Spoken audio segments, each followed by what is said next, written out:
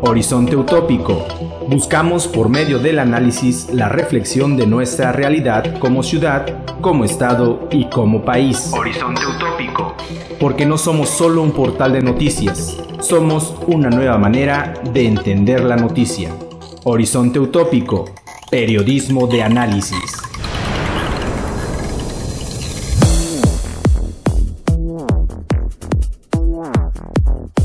Horizonte Utópico.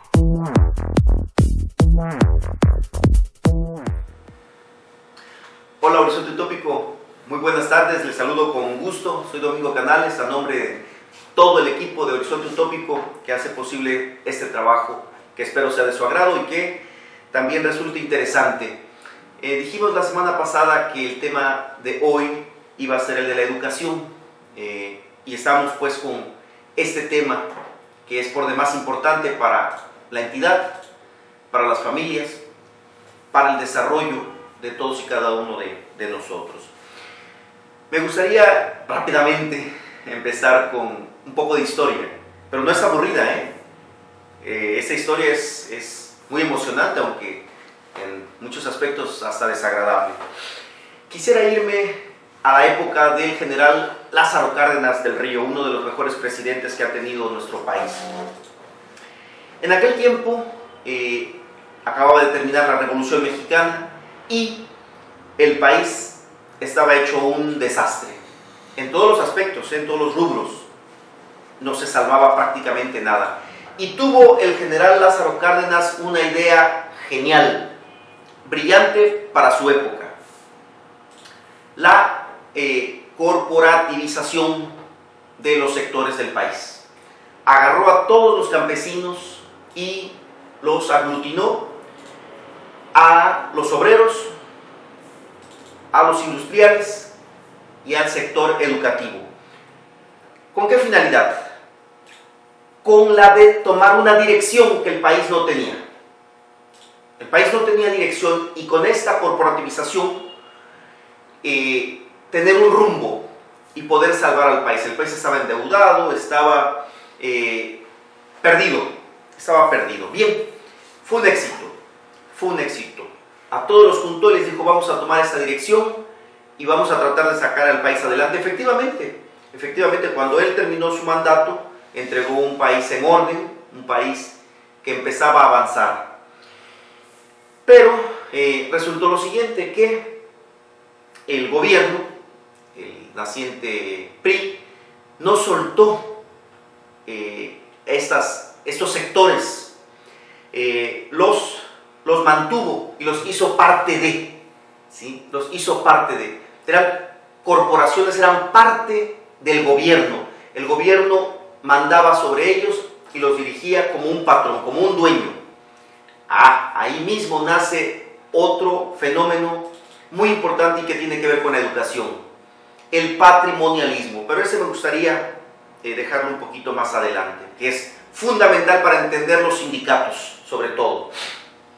Entonces, los gobiernos que seguían, Miguel Alemán, Ávila Camacho, Adolfo Ruiz Cortines, etc., tenían una intención, hacerse del voto, asegurar la victoria, ¿sí? Asegurar la victoria y que hubiera fidelidad para que se entendieran perfectamente bien. Hubo avances, no lo vamos a negar, sobre todo gracias a la posguerra. El país creció a niveles del 8%.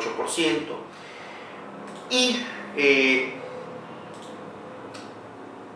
ahí a mediados de siglo se pierde cierta inercia, porque vamos a entrarle ahora a Guerrero, ¿sí? Vamos a entrarle a Guerrero, del por qué este atraso tan grave, tan grande. Voy al grano, y ustedes, por favor, si pueden, con sus comentarios me ayudan, me ubican en el tiempo, en el espacio. Se olvidaron del sur, hay un olvido, y les voy a poner un ejemplo reciente y voy a regresar. Con el Tratado de Libre Comercio, ¿por qué Guerrero, Oaxaca y Chiapas no se vieron beneficiados? se vieron beneficiados los estados del norte, que tienen mayores vías de comunicación, que tienen un mayor desarrollo en la infraestructura, en la industria.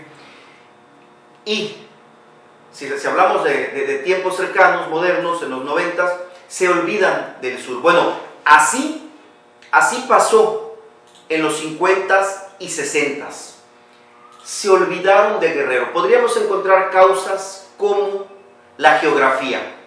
Cruza por el estado de Guerrero la Sierra Madre, entonces tenemos una de las regiones más accidentadas. Recordemos que hasta 1955 se termina la carretera México-Acapulco. Imagínense, eso es hace realmente poco que nos incluyen en el desarrollo. Sabemos que no puede existir un desarrollo comercial, industrial, educativo, de turismo, que es parte del sector industrial, que ahora está, pero no puede existir, no existe ese intercambio porque no existen las vías de comunicación. Otro aspecto fundamental que en Europa ha sido y es importantísimo para el desarrollo, el tren. El tren llegaba cuando mucho a la parte norte de Guerrero, que es la ciudad de Iguala, y no pudo el tren llegar a Zihuatanejo, a la Costa Chica y a Acapulco, a las costas. Entonces Guerrero permaneció marginado, permaneció en el olvido. Y voy a mencionar otro aspecto también muy importante para que fortalece este olvido, que fortaleció. Son estados con una gran población indígena y no podemos negar, las investigaciones nos los hacen ver, que hay un racismo. Prácticamente decir zonas indígenas, es decir, zonas marginadas, zonas pobres. Entonces, creo que aquí vamos juntando las piezas del rompecabezas para entender las condiciones en las que se va desenvolviendo el estado de Guerrero y en ese sector que es la educación. Hoy en día Guerrero tiene muy poca cobertura. Fíjense, Guerrero hoy tiene muy poca cobertura. Y les voy a dar algunas cifras oficiales sacadas del INEGI, sacadas del Instituto Nacional de la Evaluación Educativa, entre otras instituciones, para darnos cuenta de la magnitud del atraso, de la gravedad del problema. Es un problema social, la educación en Guerrero. Nos dice el INEGI que el grado promedio de escolaridad es de primero de secundaria en Guerrero y en el país de primero de preparatoria, ¿sí? A nivel nacional, la escolaridad promedio, ¿sí? Que es primero de preparatoria, con mayores índices de alfabetismo, nos rebasan por mucho. ¿Qué nos dice el INEGI? Que de cada 100 personas en Guerrero hay 14 analfabetas, mayores de 15 años. A nivel nacional son 6 de cada 100. El Instituto Estatal para la Educación de Jóvenes y Adultos del Estado de Guerrero menciona el año pasado que tenemos un 47% de la población analfabeta en Guerrero. Es espantoso, es espantoso. Y el INE, decía hace rato, el Instituto Nacional para la Evaluación Educativa, un 18.9%, casi 19-20% de analfabetismo. Y otro dato importante, mucha gente no tiene los certificados de primaria o secundaria. Quienes más se preocupan son los adultos mayores y los jóvenes tienen un gran desinterés. Bien, ¿qué ha pasado? Si el artículo 3 de la Constitución mexicana, bueno, uno de los primeros, ¿sí?, dicta que uno de los principales derechos de los mexicanos es la educación, y el Estado ha fallado. El Estado tiene 4 obligaciones y que le dan razón de existir, razón de vivir: educación, salud, seguridad y empleo. Guerrero tiene un círculo vicioso, es un cliché. No tiene educación, no tiene inversión. Ya sabemos que la educación es un problema sistémico, no es un solo factor. Aunque aquí hay un rasgo determinante, por demás importante. Cuando la OCDE, esos organismos internacionales que le dictan a México los sistemas educativos que deben de tener, coordinan una evaluación PISA y descubren algo muy importante. Descubren que, aparte de que México ocupa uno de los últimos lugares en lecturas, matemáticas y ciencias, encuentran que hay un rasgo determinante. A mayor pobreza, mayor reprobación. A mayor riqueza, mayor aprovechamiento. No sé si ustedes sepan, amigos de Horizonte Utópico, que el municipio más rico del país se llama San Pedro Garza García, ahí en el estado de Nuevo León, a un lado, pegadito a Monterrey, que tiene su Producto Interno Bruto similar al de Estados Unidos. Bueno, pues resultó que los niños más aplicados son de ahí, y los alumnos con menor aprovechamiento, con mayor reprobación, están aquí en la región de la montaña en Guerrero. No podría ser de otra manera. A mayor pobreza, mayor reprobación. Entonces nos preguntamos, ¿qué pasa con las autoridades? ¿Por qué no pues son capaces de hacer políticas públicas para combatir el analfabetismo, combatir, en este caso, el rezago educativo? ¿Y a qué me refiero con política pública? Una política pública son aquellos movimientos, aquellos ejercicios que intenta hacer el Estado para movilizar a la población y lograr ciertas metas, objetivos. Claro está, como el ciudadano comúnmente no le cree a las autoridades, a las instituciones, no logran hacer ningún movimiento ciudadano para lograr metas u objetivos. Me están marcando que hagamos una pausa, la hacemos y regresamos en un ratito. Ok.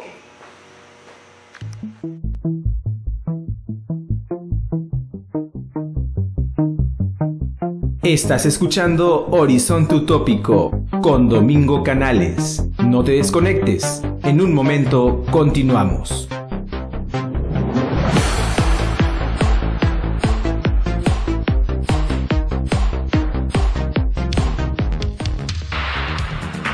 Estamos ubicados en la Avenida Cuauhtémoc, número 134, Fraccionamiento Hornos, código postal 39355, teléfono de contacto 247-7362, en Acapulco, Guerrero, México.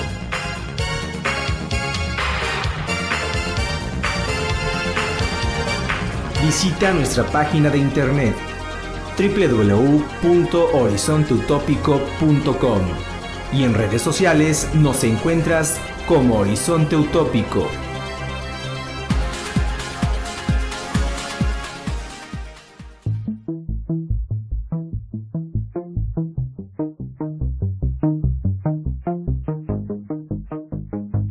Estamos de regreso. Horizonte Utópico. Periodismo de análisis.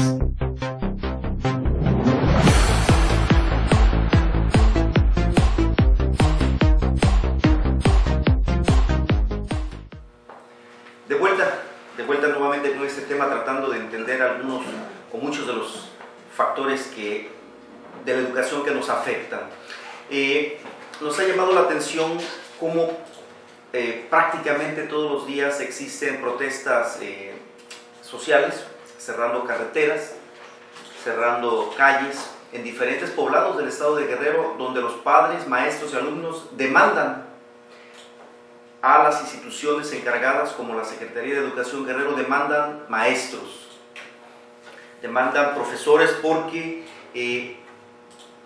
con esta evaluación educativa pues han despedido maestros, algunos otros se jubilan y no los reponen. Bueno, me quedé con el tema de la calidad educativa y sus factores. Son muchos factores, es multifactorial, no es uno solo y definitivamente todos somos responsables. Sin duda, unos más que otros son más responsables. El tema de la reforma educativa me gustaría dejarlo para más adelante, solamente quiero avanzar y decir que así como encontraron las diferentes evaluaciones como PISA, que a mayor riqueza, mayor aprovechamiento y a mayor pobreza, mayor reprobación, sucede exactamente igual con los maestros. Los mejores maestros están en los estados más ricos. Los maestros con menor nivel pues están en las regiones más pobres. Obviamente no tienen para comer, no tienen condiciones adecuadas, siguen trabajando, si bien les va, con un pizarrón y un gis y pupitres llenos de termitas, con alumnos también con hambre, que tienen que recorrer muchas veces kilómetros para llegar a la escuela. Entonces, la evaluación que utiliza el gobierno, la SEP, o en este caso el INEE, pues es una forma fraudulenta, una forma perversa. La evaluación no fue hecha para reprobar, para ponerle un número a las personas, para castigar a nadie, menos a un maestro, que es parte fundamental del sistema educativo de cualquier país, menos para dejarlo sin empleo. La evaluación en cualquier parte del mundo y más en estas regiones debe de ser para identificar un problema, para identificar una carencia y para solidarizarse, para ayudarle a recuperar un nivel. Para eso es una evaluación. Por otro lado, ya en estos tiempos sabemos que es inhumano ponerle un número o una etiqueta a una persona. Una persona no es un 6, ni es un 3, ni es un 10. Cuando nosotros vemos nos parece fabulosa la educación en Finlandia, por ejemplo, que no salió en primer lugar en este último evaluación, competencia que se hizo a nivel mundial, ya ocupó el 5º lugar, pero a mí me parece fabulosa, a diferencia, por ejemplo, salió Singapur, por ahí Japón, que no me gusta mucho, y ahorita digo por qué. Porque esa educación se enfoca en la realización personal, no en la competencia como en aquellos países. En Finlandia tiene que ver con la autorrealización, que el ser humano sea completo, no solamente es matemáticas o ciencias.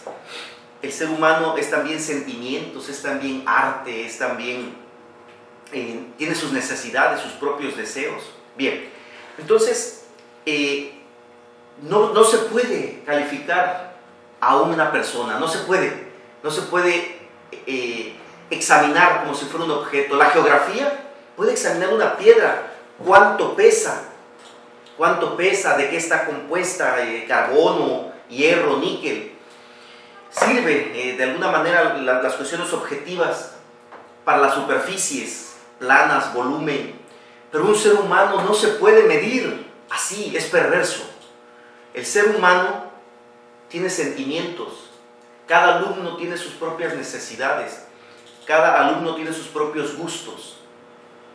Entonces, una evaluación, un examen, no está bien aplicada tal y como lo hicieron. Yo quisiera regresar a otro tema, a otro punto que mencioné hace poco, mencioné el corporativismo y el patrimonialismo, que son los dos vicios de la educación en México, los más marcados. Voy a ser breve porque también me gustaría dejar el patrimonialismo para un programa entero. El patrimonialismo es cuando un funcionario llega a una institución y los recursos materiales, de dinero, económicos y humanos, este funcionario se apropia, y durante el tiempo que dura en la institución, 3 años, 6 años, se hace dueño se apropia de ellos, son parte de él, son capital de este funcionario. Dejan de ser, como deben de ser las instituciones, para el pueblo, para servir a la población. Entonces, un ejemplo clarísimo es lo que hacen los sindicatos en México, sobre todo la CENTE, ¿no? ¿Qué hace? ¿Qué hace el Sindicato Nacional de los Trabajadores del Estado? ¿Qué hace? Estaba con Gitud Barrios. La educación estaba marcada por sus gustos, por sus necesidades, no por las del pueblo. Prácticamente no avanzó en los 60, 70, 80, prácticamente no avanzó la educación en México, siguió con ese sistema autoritario. Luego le deja el puesto a la maestra Elbester Gordillo, que se convierte en una de las mujeres más ricas del país. ¿Y qué pasa? Pasa lo mismo. El sindicato es de ella, se hace una de las mujeres más poderosas, tan así que decidió algunas elecciones presidenciales. ¿Qué creen ustedes, amigos y amigas de Horizonte Utópico? Que para hacer un sistema educativo, ¿a quién se debe de incluir? Pedagogos, sociólogos, psicólogos, antropólogos, padres de familia, por supuesto a los maestros, investigadores, ¿sí? Y resulta que no, ellos no cuentan las necesidades del gobierno en turno y del sindicato. Tan es así que hace su propio partido, el PANAL. Por eso ocupamos los últimos, pero los últimos lugares en las evaluaciones internacionales que marca la OCDE, el Banco Mundial y el Fondo Monetario Internacional. Entonces, ese patrimonialismo ha venido a dar al traste con el desarrollo y el avance de la educación en el país. Mientras estos fenómenos que atentan contra la democracia en nuestro país o que son signo de la pobre democracia en nuestro país, no se va a avanzar. Se debe de hacer el sindicato a un lado para dedicarse a lo que es hecho, atender los derechos de los maestros, ¿sí?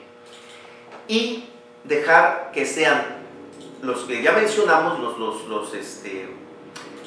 las personas encargadas de la educación como pedagogos, sociólogos, etcétera, antropólogos, los encargados de diseñar lo que mejor convenga al país. Y lo que mejor conviene, desde mi punto de vista, yo espero sus comentarios al ratito, no es la educación basada en competencias, que es un sistema que le han dado 20,000 vueltas, que lo sacó la economía para insertar en las escuelas y los alumnos salgan, pero si bien preparaditos para las armadoras, para ser obreros, maquiladores, y no una educación como debe de ser,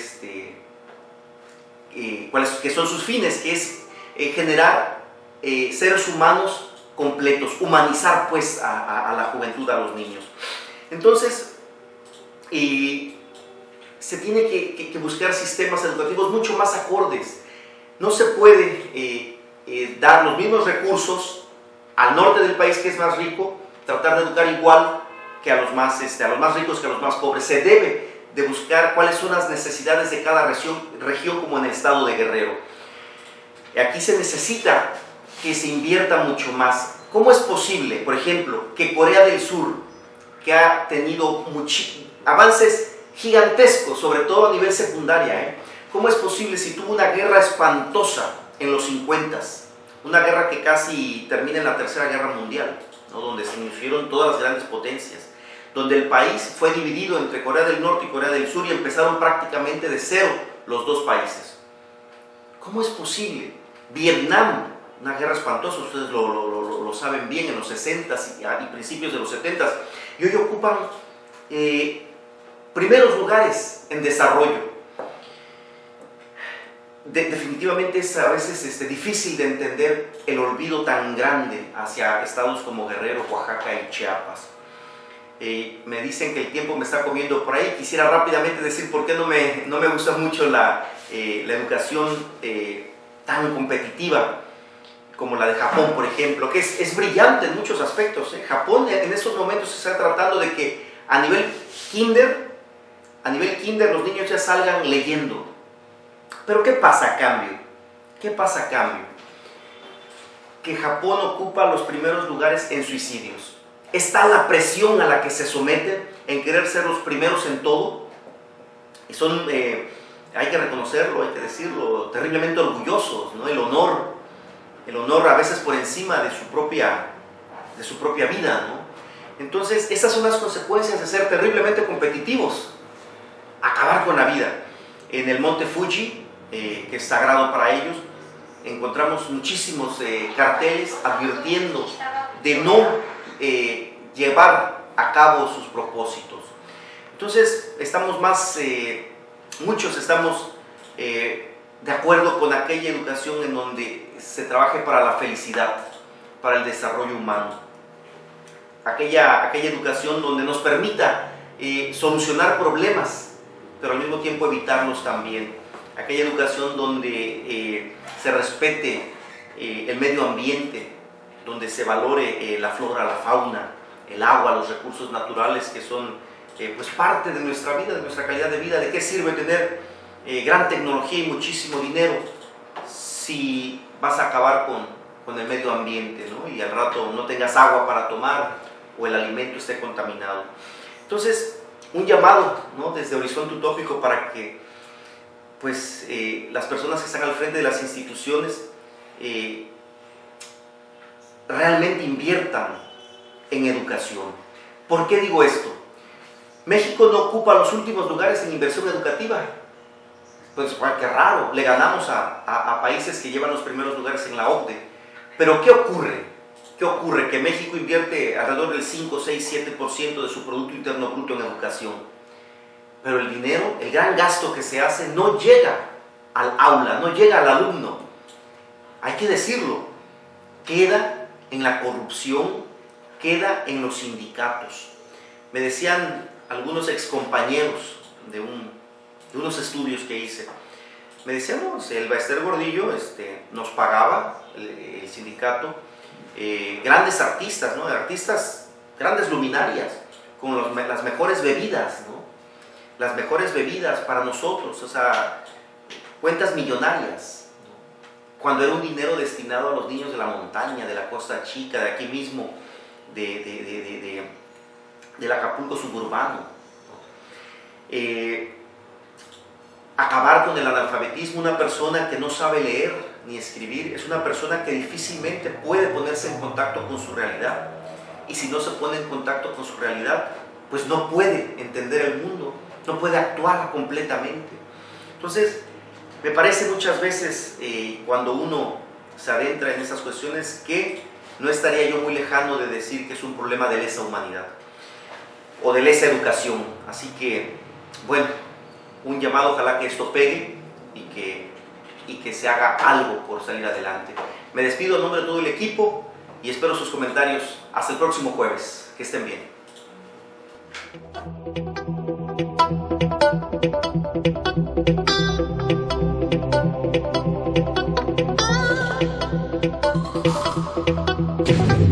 Horizonte Utópico. Buscamos por medio del análisis la reflexión de nuestra realidad como ciudad, como estado y como país. Horizonte Utópico. Porque no somos solo un portal de noticias, somos una nueva manera de entender la noticia. Horizonte Utópico. Periodismo de análisis.